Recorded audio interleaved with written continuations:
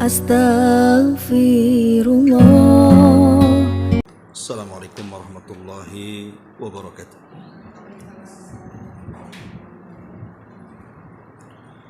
Bihamdillah wassalatu wassalamu ala rasulillah wa ala alihi wa sahbihi wa mawalah wa la hawla wa la quwwata illa billahi wa ba'du.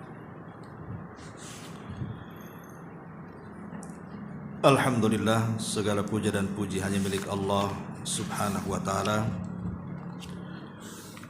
Salat dan juga Nabi besar Muhammad sallallahu alaihi wa ala alihi wasallam. Kita lanjutkan kembali kajian kita, masih membahas Siratul Mustafa alaihi salatu wassalam. Dan pada siang hari ini kita sudah masuki kisah tentang peperangan yang sangat terkenal dalam sejarah. Bahkan banyak faedah yang bisa kita petik dari peperangan ini. Perang ini disebut Badar Kubra atau disebut dengan Perang Badar. Peperangan ini disebutkan di dalam beberapa ayat dalam Al-Quranul Karim. Di antaranya surat yang ma'ruf yang sering kita baca, Idza jaa nasrullahi wal fath. Apabila datang nasrullah, kemenangan Allah, wal fath, dan juga pembebasan kota Mekah. Ulama tafsir mengatakan yang dimaksud nasrullah di sini adalah perang Badar. Kenapa kemudian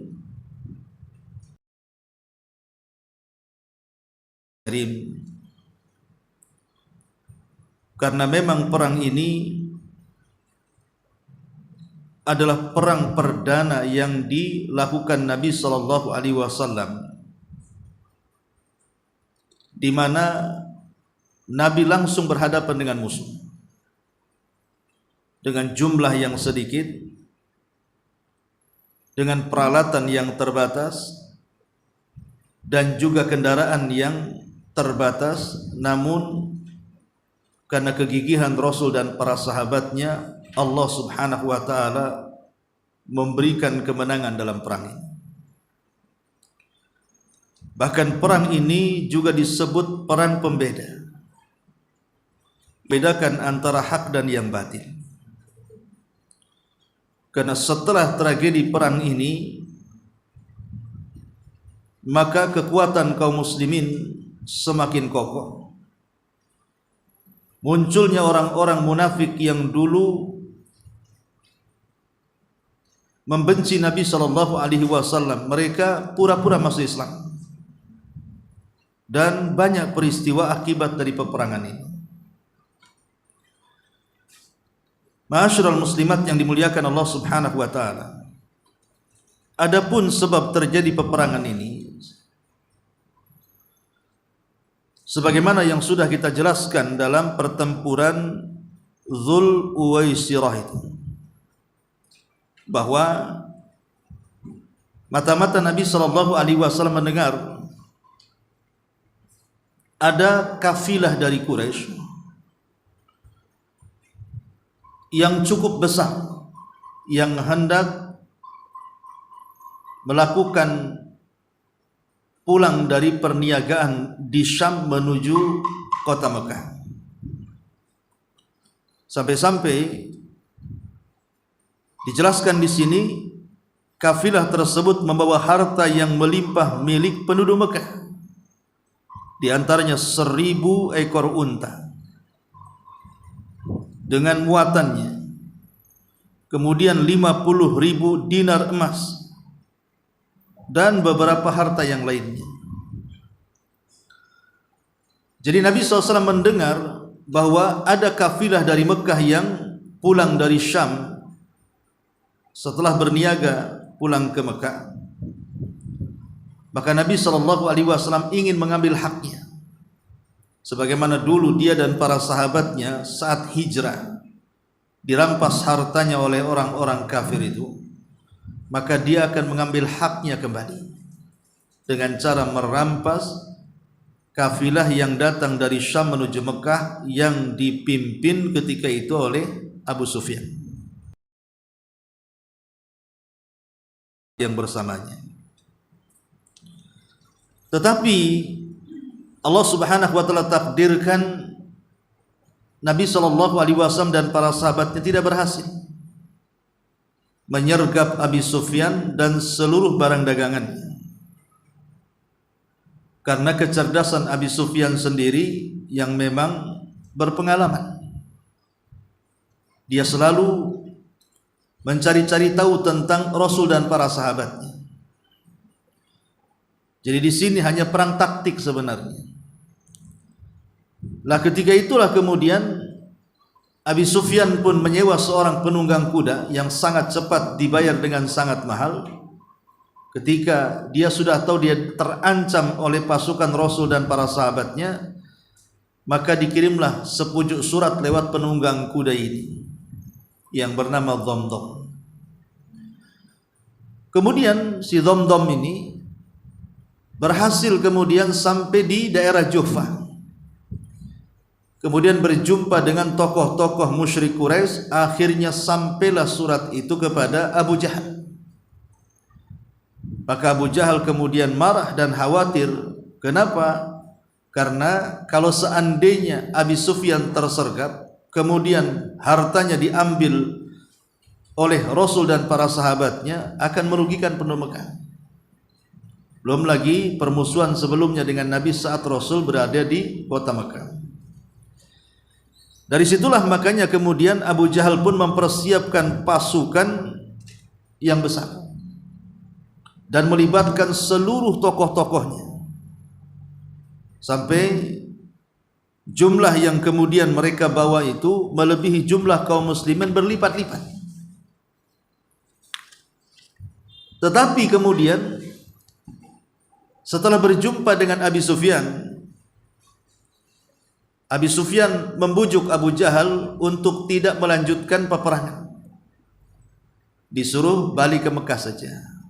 Toh juga Muhammad dan pasukannya tidak berhasil mengambil harta dagangan mereka. Tetapi Abu Jahal bersikeras bahwa harus tetap mengadakan peperangan, karena dia merasa sombong dengan jumlah yang banyak dan melihat jumlah sedikitnya kaum muslimin. Dia tidak tahu bahwa belum tentu jumlah sedikit dikalahkan dengan jumlah yang banyak. Karena Allah yang mengatakan kam min fi'atin qalilatin ghalabat fi'atan katsiratan biidznillah. Berapa banyak pasukan yang sedikit mampu mengalahkan pasukan yang banyak, semua tergantung izin Allah. Sehingga tidak bisa kemudian berbangga dengan banyak pasukan atau kuat canggih persenjataan, karena kemenangan itu bukan dari situ. Kemenangan itu datang dari Allah Subhanahu wa taala. Makanya dalam perang Hunain menjadi sebuah cobaan. Ketika pasukan kaum muslimin lebih banyak dibandingkan pasukan musuh, di awal peperangan kalah, walaupun di akhir peperangan menang. Di awal peperangan kalah karena kesombongan kaum muslimin, merasa lebih banyak jumlahnya. Tetapi rupanya mereka baru menyadari bahwa kemenangan bukan banyaknya jumlah atau canggihnya persenjataan, tapi kemenangan itu kembali kepada izin Allah Subhanahu wa taala. Lah dari sinilah makanya kemudian Abu Jahal tetap meringsek kemudian masuk ke areal Badar. Dan Nabi SAW sudah menunggu di Badar. Dan atas kecerdikan beberapa sahabat, Nabi SAW menguasai beberapa sumur di Badar. Dan itu tidak dimiliki oleh pasukan Quraisy, dan ini menguntungkan kaum muslimin. Sebab kalau mereka kehausan, mereka ada air persediaan, karena di tengah gurun pasir kan sulit mencari air. Dan ini akan merugikan dari pihak musuh ketika tidak ada air di antara mereka. Jadi mereka, Nabi dan para sahabat, menguasai beberapa sumur untuk persiapan. Maka setelah kemudian berhadap-hadapan tentara kaum muslimin dan juga tentara kafir, maka terlibatlah sebuah peperangan yang disebut dengan mubarazah. Mubarazah ini artinya, ini kebiasaan di zaman dulu. Sebelum seseorang itu perang besar, maka biasanya ada yang disebut dengan adu tanding. Adu tanding, ini jagoanku. Lah ketika itulah maka Nabi SAW memerintahkan 3 sahabat untuk melawan 3 musuh Allah Subhanahu wa taala. Tapi Allah Subhanahu wa taala takdirkan 2 dimenangkan kaum muslimin dan 1-nya membuat cedera pas 1 sahabat dengan terputus kakinya 5 hari setelahnya meninggal. Lah dalam pertempuran ini Allah Subhanahu wa taala melihat kesungguhan para sahabat. Makanya kemudian Allah Subhanahu wa taala turunkan pertolongan yang banyak kepada Nabi sallallahu alaihi wasallam, 5.000 pasukan para malaikat. 5.000 pasukan para malaikat turun. Dipimpin langsung oleh Jibril. Bayangkan kalau pemimpin malaikat turun tangan, mana ada perang yang tidak bisa dikalahkan. Jibril turun tangan dan menunggang kuda seraya mengatakan kaidum haizum, kaidum haizum. Jadi kudanya Jibril itu namanya haizum, kuda yang sangat putih, bergerak dengan 5.000 pasukan kaum muslimin sehingga membuat heran tentara musuh. Terkadang kepala melayang tidak tahu siapa yang menebas. Kemudian kaki tangan terputus dari badan, tidak tahu siapa yang menyerang. Mereka tidak sadar bahwa mereka sedang dibantai oleh para malaikat. Lah dalam peristiwa inilah banyak sekali yang gugur dari pihak musuh. Pihak musuh ini banyak yang gugur. Yang menjadikan kerugian musuh itu adalah tokoh-tokohnya. Hampir semua tokoh-tokoh musyrik itu gugur di perang ini. Bahkan tokoh sentralnya Abu Jahal itu meninggal di perang ini dan dipermalukan oleh Allah Subhanahu wa taala karena yang dia seorang jenderal, harusnya yang membunuhnya jenderal, baru terhormat jenderal lawan jenderal. Ini yang membunuh anak-anak, namanya Mu'ad dan Mu'awwid, keduanya putra daripada Afra. Ketika 2 remaja ini mendatangi Abdurrahman ibn Auf, kalau tidak salah, kemudian mengatakan, wahai ammi, yang mana satu yang namanya Abu Jahal itu? Maka Abdurrahman menunjukkan kepada seseorang yang di kepalanya ada ciri khusus. Itulah Abu Jahal, katanya. Maka tiba-tiba 2 orang ini menyerang Abu Jahal dan berhasil membunuhnya. Dan 2 anak muda ini sama-sama bersamaan membunuh Abu Jahal. Walaupun yang memenggal kepalanya, dipisahkan dari badannya, adalah Abdullah ibn Mas'ud radhiyallahu anhu. Tapi dari sini bahwa ketika Abu Jahal meninggal dunia dan menjadikan tunggang langgang, banyak dari orang-orang kafir Quraisy itu yang menjadi korban, di antaranya 70 yang meninggal dan 70 menjadi tawanan. Yang lainnya kabur semuanya, balik lagi ke Mekah, termasuk juga Abi Sufyan. Ma'asyiral muslimat yang dimuliakan Allah Subhanahu wa taala, setelah kemudian peperangan dimenangkan, maka Nabi sallallahu alaihi wasallam tidak banyak yang korban dari kalangan para sahabat. Dengan gabungan Muhajirin dan Ansar kemudian mendapatkan kemenangan dengan sangat gemilang, mereka pulang ke Madinah dan disambut oleh para sahabat dengan gembira. Dan itu membuat gondok orang-orang Yahudi, kenapa peperangan ini bisa menang. Kemudian mereka sok berani di hadapan kaum muslimin dan mengatakan, iyalah kalian berperang menghadapi orang Quraisy, kalian menang, coba kalian hadapi kami, katanya. Pasti kalian kulumat dan pasti kalian kalah. Lah kabar ini sampai kepada Rasul, sesumbarnya orang-orang Yahudi itu.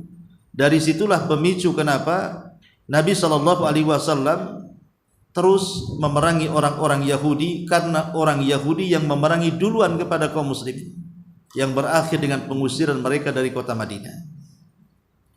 Intinya ini sekilas secara singkat gitu ya. Nanti kita akan jabarkan dari poin ke poin dalam perang Badar ini.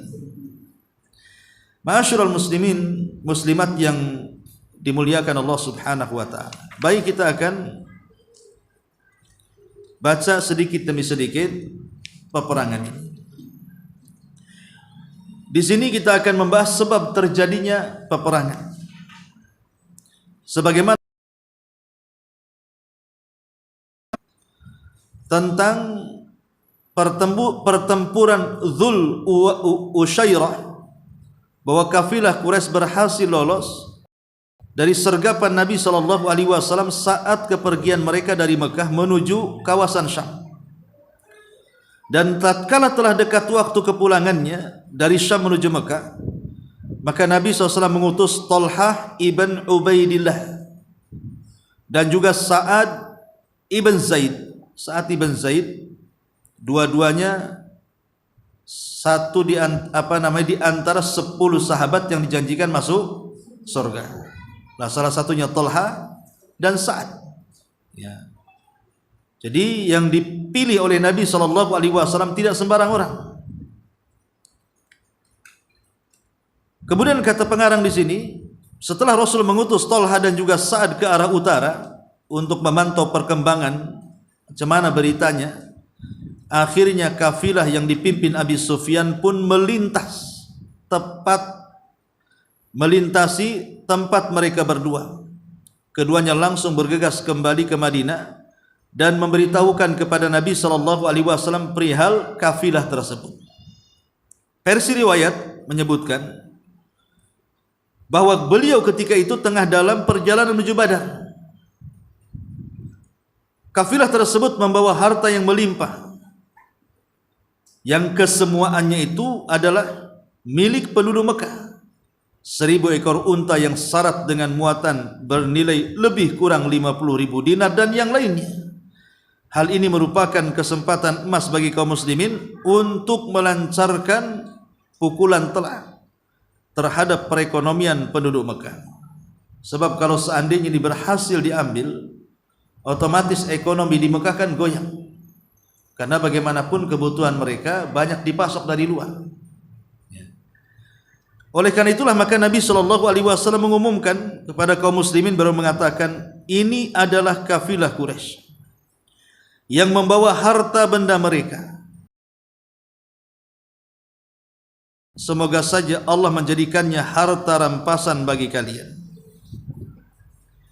Nabi SAW diizinkan oleh Allah Subhanahu wa taala untuk mengambil harta rampasan atau ghanimah dalam bahasa Arab. Di zaman dulu ghanimah tidak boleh diambil. Di zaman Bani Israel itu kalau menang dalam peperangan kemudian mendapatkan harta rampasan perang, maka harta rampasan perang itu tidak boleh dimanfaatkan, dibuang begitu saja. Tetapi kemudian syariat Islam berubah sehingga Nabi SAW mengatakan, wa uhillat li al-ghanaim, telah dihalalkan kepadaku harta rampasan perang yang tidak dihalalkan kepada umat sebelumku. Makanya Rasul mengatakan seperti itu, ini adalah kafilah Quraisy yang membawa harta benda mereka, maka keluarlah, song-song ambil tuh harta itu, semoga Allah menjadikan harta rampasan bagi kalian. Kenapa Rasul menyuruh untuk merampas. Bukankah syarat Islam tidak boleh melarang merampok, mencuri, mengambil hak orang lain, ghasab dan yang semacamnya? Kenapa Rasul perintahkan untuk mengambil harta orang-orang Mekah? Sudah saya katakan dari awal, Rasul tidak mengambil. Rasul hanya mengambil yang merupakan hak milik dia dan milik para sahabatnya. Karena sewaktu para sahabat hijrah itu, banyak para sahabat yang kemudian dirampas ekonominya, diambil rumahnya, diambil tanahnya, diambil perhiasannya, hartanya, sehingga para sahabat yang hijrah itu hanya membawa pakaian di badan saja dan tidak membawa harta sama sekali. Termasuk kisah yang ma'ruf adalah beberapa para sahabat Nabi SAW yang pulang atau hijrah ke Madinah tanpa harta. Suhaib Ar-Rumi, ma'ruf kisah Suhaib Ar-Rumi. Suhaib Ar-Rumi ini memang bukan orang Arab, dia orang Romawi, tapi kemudian hijrah ke Mekah, meminta suaka di Mekah, kemudian menjadi pembisnis ulung dan kaya raya. Setelah mendengar Nabi SAW muncul, maka dia pun masuk Islam dan baik keislamannya. Sampai pada waktunya kemudian ketika para sahabat sudah sebagian mereka hijrah ke kota Madinah, Suhaib menyusul dengan membawa hartanya, tapi di tengah jalan dihadang oleh para pembesar Quraisy yang berakhir dengan apa? Merebut harta semuanya dan dia disuruh pergi tanpa ada harta di badan. Tapi saat berjumpa dengan Nabi SAW, Nabi SAW memberikan kabar gembira kepada Suhaib Ar-Rumi ini dan mengatakan, Rabiha bai'u Abi Yahya. Semoga Allah memberikan keberuntungan atas jual beli wahai Abu Yahya, kunyah daripada Suhaib. Engkau sudah berjual beli dengan baik dengan Allah. Biarkan harta itu diambil mereka, nanti Allah akan ganti. Itulah yang disebut dalam kaidah yang sering saya katakan, man taraka syai'an lillahi awwadallahu khairan minhu. Siapa yang meninggalkan sesuatu karena Allah, maka Allah akan ganti sesuatu itu yang lebih baik lagi. Ketika para sahabat meninggalkan harta mereka, semua karena Allah.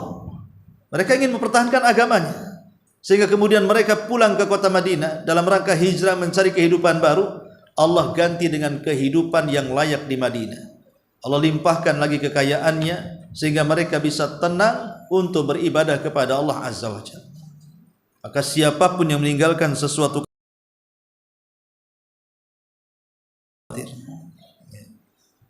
contohnya apa? Orang haji, kita menghabiskan uang hanya untuk jalan-jalan. Ya memang kita menghabiskan uang begitu saja, tapi kita tinggalkan uang itu karena Allah. Dan Allah pasti akan ganti kalau kita yakin. Makanya Rasul mengatakan, tabi'ul hajjata wal umrah fa innahuma yanfiyanil faqra. Ikutilah haji dan umrah karena kedua ibadah itu bisa menghilangkan kefakiran. Pasti diganti. Orang yang umrah, orang yang haji, nanti Allah ganti, karena dia sudah meninggalkan sesuatu karena Allah. Allah akan ganti yang jauh lebih baik lagi. Lanjut, kemudian dalam hal ini beliau tidak memberikan perintah tegas kepada siapapun untuk ikut serta, akan tetapi menyerahkan pilihan kepada keinginan mutlak. Padahal kita tahu bahwa kalau Nabi memerintahkan perang, siapapun tidak boleh tidak ikut. Kalau Rasul sudah perintahkan perang, tidak boleh satu pun tidak ikut, kecuali ada uzur. Kecuali di perang Badar, karena ini perang perdana. Dan pemicu perang Badar sendiri adalah kepentingan orang-orang muhajirin, bukan ansar. Kan yang punya kepentingan orang muhajirin, ingin mengambil harta mereka yang ketika mereka hijrah diambil orang Quraisy. Jadi tidak ada kepentingan orang ansar di sini. Tapi sebagai bentuk jiwa korsa, kalau dalam tentara ini solidaritas gitu ya, sesama saudara seiman, maka mereka pun berusaha untuk menolong dengan jerih payah mereka, membantu orang-orang muhajirin untuk mengambilnya. Sehingga Nabi SAW karena kepentingannya untuk orang-orang muhajirin, bukan ansor. Sementara perintah perang perang Badar itu hanya untuk penyergapan kepada Abi Sufyan. Makanya Rasulullah SAW tidak menekankan para sahabat semuanya untuk ikut. Jadi yang di ladang ya tetap di ladang, yang di kebun ya tetap di kebun, yang sedang safar ya tetap safar. Tidak ada penekanan di sini.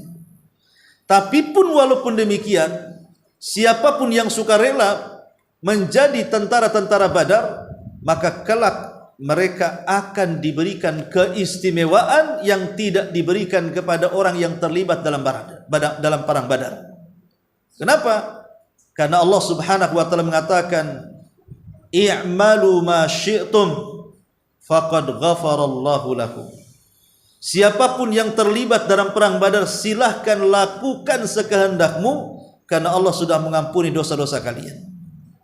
Contoh konkretnya adalah ketika terjadi mata-mata di tengah kaum muslimin, ketika Nabi SAW hendak menyerang Mekah, kan di situ ada mata-mata yang hendak membocorkan penyerangan. Ingat, mata-mata dalam Islam itu dibunuh. Kalau dia membocorkan rahasia negara secara syariat Islam, mata-mata dibunuh. Dalam bahasa Arab disebut jasus. Lah ketika itu ada mata-mata, namanya Hatib ibn Abi Balta'ah, Hatib ibnu Abi Balta'ah.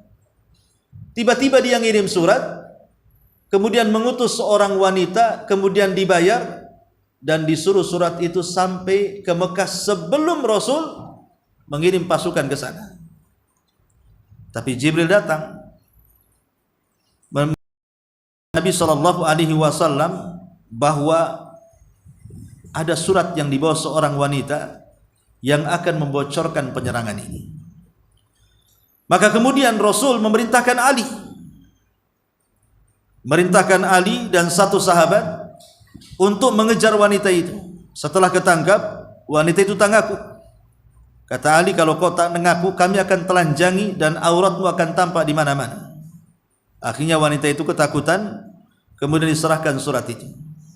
Rupanya surat itu dari Hatib ibn Abi Balta'ah menuju keluarganya yang ada di kota Mekah. Maka akhirnya kemudian Hatib pun disidang oleh Nabi SAW. Kemudian Umar bin Khattab radhiyallahu anhu ketika itu marah dan emosi dan mengatakan, "Ya Rasulullah, si Hatib sudah munafik. Da'li adrib unuqah. Biarkan aku tebas lehernya." Inilah kalimat Umar bin Khattab, biarkan aku tebas lehernya. Artinya biarkan aku membunuhnya, menunjukkan hukuman jasus itu dibunuh. Karena Umar menawarkan untuk membunuhnya. Berarti hukuman mata-mata dibunuh karena dia menyebarkan rahasia negara.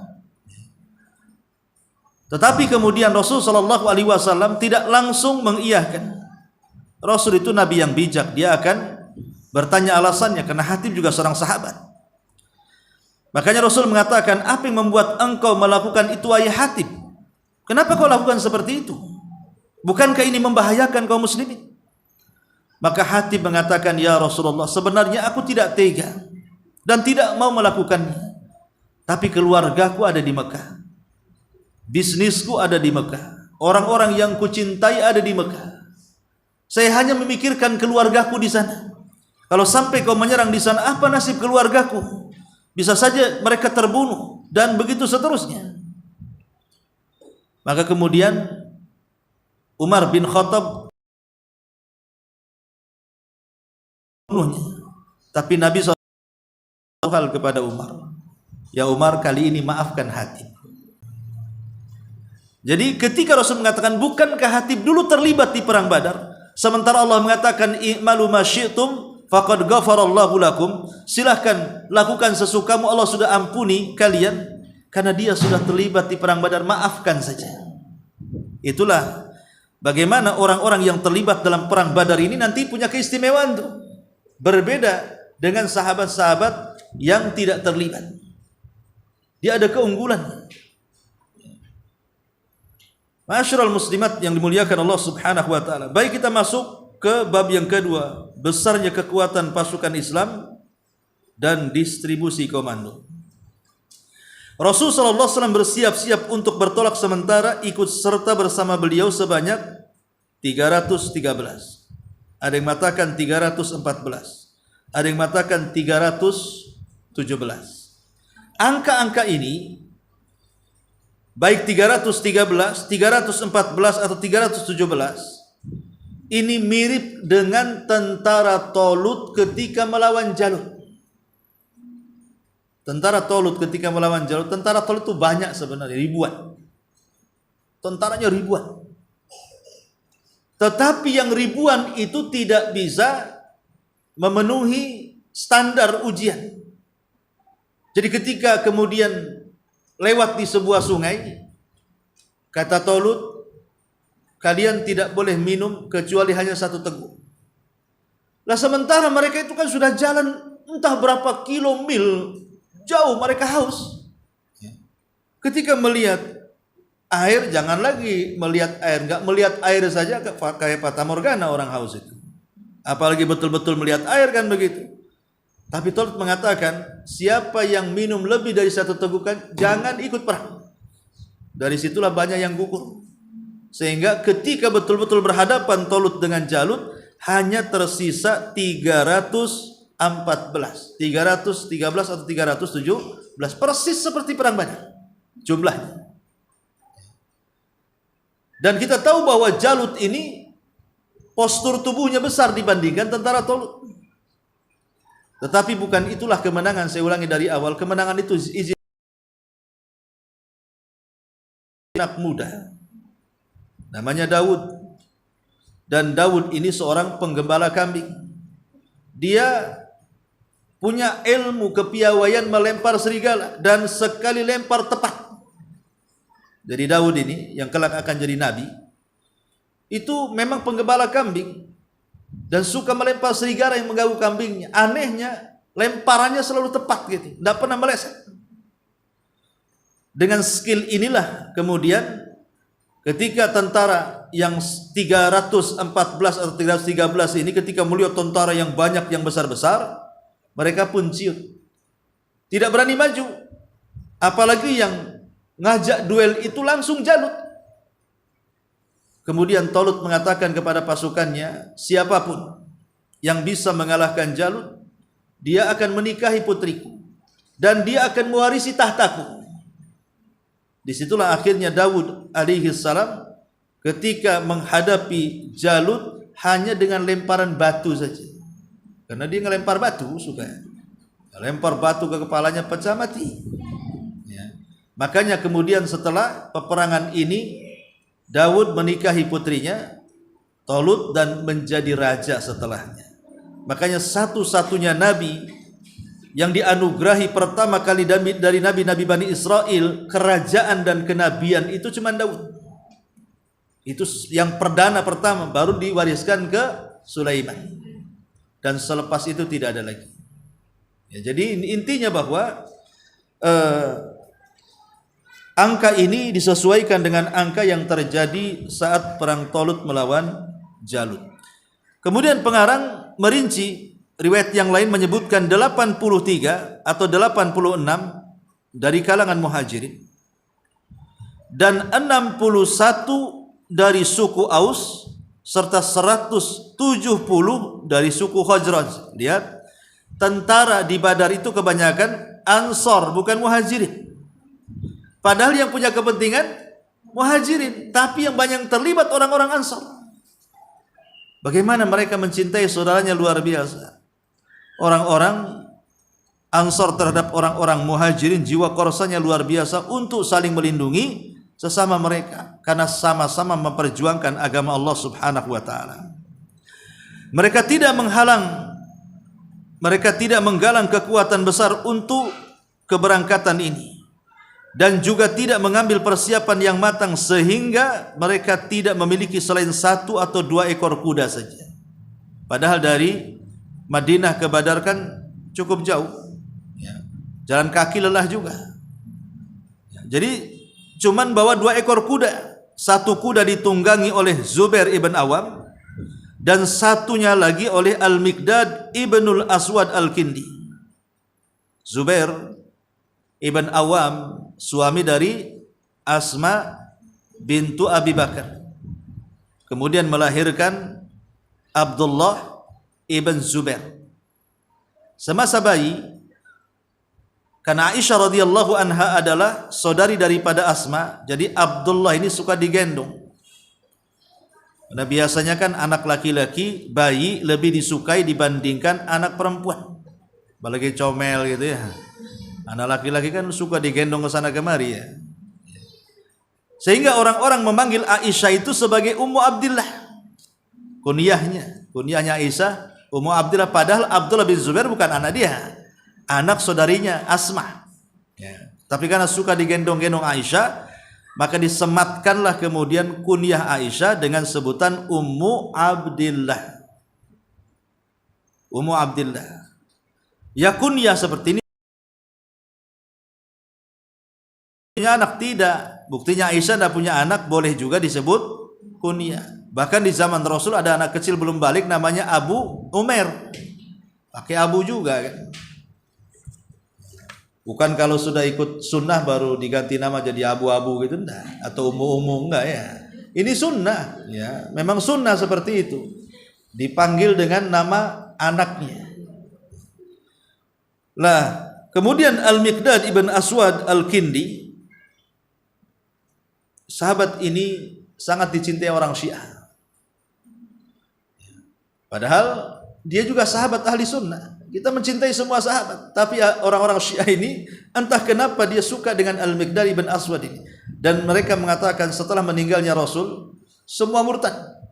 Abu Bakar murtad, Umar murtad, semua murtad kecuali 7 atau 8 sahabat. Salah satunya Al-Miqdad ibn Aswad ini. Kemudian kata pengarang, mereka juga hanya memiliki 70 ekor unta. Kenapa bawa unta? Ya untuk memikul barang-barang, perbekalan, beras, nasi, jagung, rawon, semua di situ ya. Artinya untuk perbekalan, kalau enggak itu kan nggak mungkin dibawa sendiri. Dan itu juga menghemat tenaga masalahnya. Apalagi unta ini binatang aneh. Binatang yang bisa berjalan di mana saja dan bertahan di mana saja, terutama di gurun-gurun pasir. Kemudian kata pengarang, masing-masing unta ditunggangi oleh 2 hingga 3 orang secara bergantian. Sementara Rasulullah SAW berdiri beserta Ali dan Marsad bin Abi Marsad Al-Ghanawi. Jadi Nabi SAW dia bersama 3 orang. Dia sendiri, Ali, Marsad bin Abi Marsad, saling gantian tunggangan. Kalau Rasul di atas nampak Ali capek, Rasul turun, Ali naik gitu ya. Nanti nampak Marsad ini lelah, Ali turun, Marsad naik gitu. Dan ini bentuk apa? Tawadhu'nya Nabi. Tawadhu'nya Nabi seperti itu. Ketika Rasul sallallahu alaihi wasallam melihat Ali dan Marsad ini sangat kelelahan, maka Nabi SAW mendahulukan mereka untuk di atas unta. Kemudian karena mereka segan dengan Nabi SAW, masa dia suruh jalan kaki? Harusnya kan Rasul yang di atas gitu kan. Rasul mengatakan, kalian tidak lebih kuat dari aku. Kata Rasul, kalian tidak lebih kuat dari aku, sudah naik saja. Dan itu salah satu mukjizat Rasul.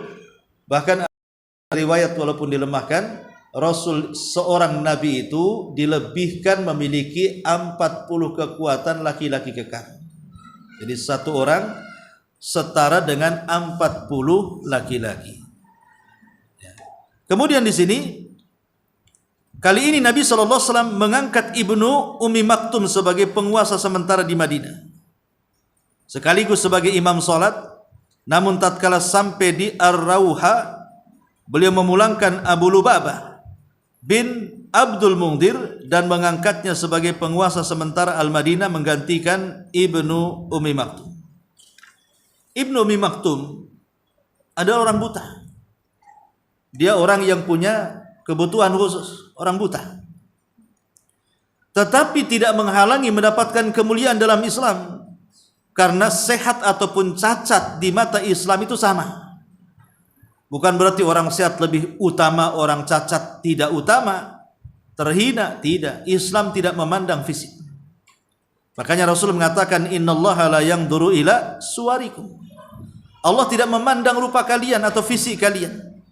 Terkadang orang yang cacat lebih mulia di hadapan Allah dibandingkan orang yang sehat, ataupun sebaliknya.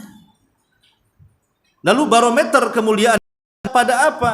Maka Rasul menjelaskan, innallaha la yanzuru ila suwarikum wala ila amwalikum walakin yanzuru ila qulubikum wa a'malikum. Allah tidak memandang rupamu, Allah tidak memandang hartamu, yang memandang hati dan amalmu.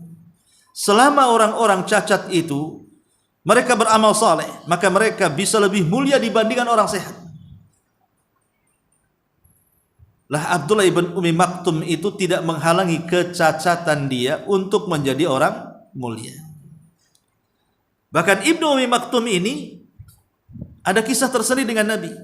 Jadi saat Rasul berdakwah di depan orang-orang Quraisy itu, pembesar-pembesarnya dengan harapan masuk Islam, tiba-tiba dia main nyelonong saja ke tempat pertemuan Rasul dengan orang-orang Quraisy dan berteriak-teriak ingin masuk Islam.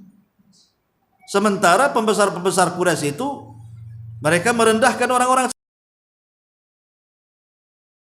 ke sini, sehingga menjadikan Nabi Shallallahu Alaihi Wasallam juga ikut terpengaruh, sehingga dia pun berpaling dan berbuka masa.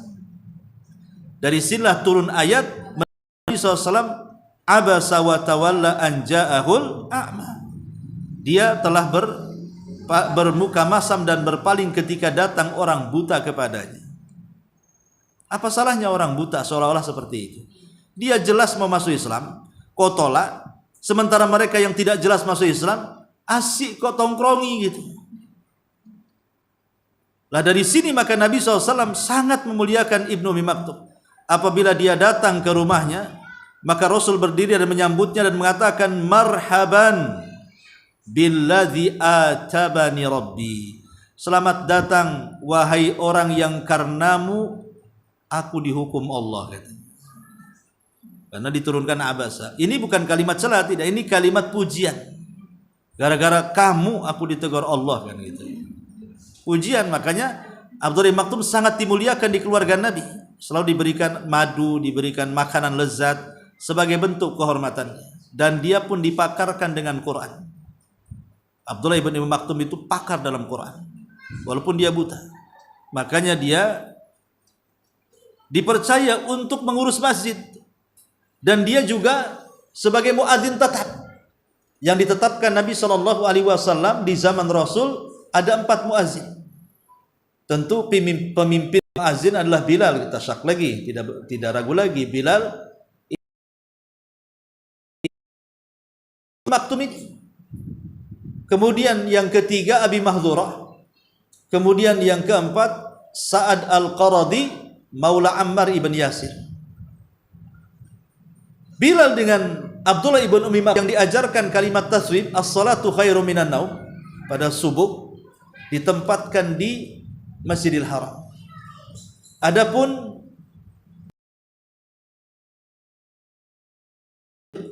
maka dia menjadi muadzin di masjid pertama yang dibangun Rasul, di Masjid Quba.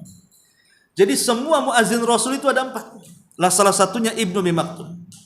Dan luar biasanya dia pun dipercaya untuk memimpin Madinah sebagai ganti kepergian Nabi Shallallahu Alaihi Wasallam. Namun setelah itu kemudian Rasul mengirim lagi 1 orang untuk menggantikannya, Abu Lubabah Ibnul Munzir. Kemudian kata beliau, panji komando umum kali ini diserahkan kepada Mus'ab ibn Umair al-Qurasi. Mus'ab ibn Umair al-Qurasi al-Badri, dan ia sangat tampan. Ingat, Mus'ab ini jasanya besar dalam Islam. Karena dialah, karena kalau bukan karena Allah, kemudian karena kepiawaian Mus'ab ini, sulit para pembesar Ansor yang belakangan masuk Islam itu mereka masuk Islam. Seperti pemimpin Aus, Sa'ad bin Mu'ad, atau pemimpin Khajraj, Sa'ad bin Ubadah, atau pemimpin yang lainnya gitu ya. Mus'ab inilah yang diutus oleh Nabi Shallallahu Alaihi Wasallam untuk melobi mereka. Kenapa? 1, Mus'ab ini mantan orang kaya, punya wibawa. Dia orang kaya tapi diusir dari rumahnya gara-gara masuk Islam. Yang kedua, Mus'ab ini orangnya pandai berdiplomasi. Jadi mengatur kata, diksi yang baik itu pandai dia. Karena memang dakwah itu diperlukan itu kan itu. Dakwah kan modalnya ngomong, apalagi kan. Sehingga harus betul-betul punya. Kemudian yang lebih lagi adalah dia orang gantengnya orang Mekah. Jadi orang tampannya orang Mekah ini Mus'ab bin Umair. Perawakannya persis seperti Rasul gitu ya. Makanya ketika dia meninggal di peperangan disangkanya yang dibunuh Nabi, padahal Mus'ab itu, karena perawakannya persis seperti Nabi. Ganteng orangnya, cakep orangnya, kalau ngomong orator, pandai berdiplomasi, macam-macam keunggulan Mus'ab itu. Dan Rasul tidak mengirim sembarang orang kalau berdakwah itu. Rasul mengirim seseorang yang memiliki banyak skill di situ. Bukan hanya ketampanan bicara, ahli lobby dan begitu seterusnya, tapi dia juga bukan orang biasa. Dulunya mantan orang kaya karena diusir dari keluarganya saja dia. Jadi pergaulannya bisalah menyesuaikan diri Mus'ab ibn Umair ini. Coba kalau seandainya dikirim Umar kan beda, emosian orangnya. Ya tentu akan beda lagi hasilnya. Maka Rasul juga cari yang tampan-tampan, cari yang bisa diplomasi. Makanya Mus'ab terpilih, dan subhanallah, gara-gara Mus'ab bin Umair ini akhirnya 2 kabilah masuk Islam. Karena pemimpinnya masuk Islam. Hanya dengan ucapan yang lembut dari Mus'ab, akhirnya pemimpin 2 kabilah yang belakangan menjadi Ansar itu masuk Islam dikarenakan Mus'ab bin Umair. Walaupun demikian kematiannya sangat tragis. Dia mati di perang Badar. Kemudian Mus'ab ini ketika meninggal jasadnya, bukan perang Badar, ketika di perang Uhud, jadi jasadnya itu apabila ditarik kepalanya maka tampak kakinya, apabila ditarik kakinya tampak kepalanya. Pada orang kaya tuh. Akhirnya Nabi SAW menarik ke kepala dan menutup kakinya dengan dedaunan. Mus'ab ibn Umair radhiyallahu anhu. Selanjutnya kata beliau, pasukan menjadi 2 batalion. 1 batalion Muhajirin, benderanya diserahkan kepada Ali bin Abi Thalib. Bendera ini dinamai dengan Uqab. Yang kedua, batalion Ansar, benderanya diserahkan kepada Sa'ad bin Mu'adz, pemimpin dari Aus. Yang 1 kabilah semua masuk Islam karenanya. Makanya saat kematiannya Sa'ad ini, arsy Allah bergoncang, 70.000 malaikat mengantarkan jenazahnya, dan Nabi SAW sangat sedih dengan kepergiannya. Itulah Sa'ad bin Mu'adz. Kemudian kata beliau, untuk sayap kanan pasukan beliau mempercayakan komandonya kepada Az-Zubair ibn Awam, sedangkan sayap kiri dipercaya kepada Al-Miqdad ibn Amr. Hanya kedua orang ini saja yang mengendarai kuda di pasukan kaum muslimin.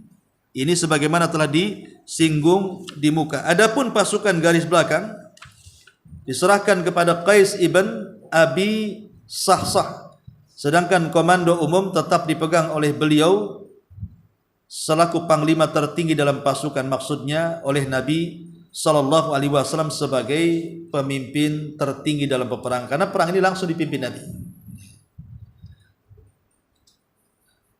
Baik, kemudian pasukan Islam bergerak menuju Badar. Nabi bergerak bersama pasukannya, tidak memiliki persiapan. Lalu keluar dari arah celah Madinah dan berlalu melewati jalan utama yang mengarah ke Mekah hingga akhirnya sampai ke sumur Ar-Rauha. Dan tatkala berangkat dari sana, beliau memposisikan jalan menuju Mekah di sebelah kirinya dan berbelok ke arah sebelah kanan yang menuju An-Naziyah. Maksudnya langsung tujuan Badar. Lalu beliau menelusuri pinggirannya hingga memotong jalan sepanjang lembah yang diberi nama Ruhkan. Lembah ini terletak antara An-Naziyah dan jalan sempit dari kawasan Safra. Kemudian melewati jalan sempit tersebut dan karena beliau mengutus Bas bin Amr al-Juhani dan Adi bin Abi Az-Zaghba Al-Juhani untuk ke Badar sebagai mata-mata Quraisy, orang-orang mata-mata untuk mengawasi orang-orang Quraisy ini. Wallahu alam, saya kira cukup sampai di sini. Ini saya ada panggilan call pula. Insyaallah kita lanjutkan minggu depan. Subhanakallahumma bihamdika asyhadu an la ilaha illa anta astaghfiruka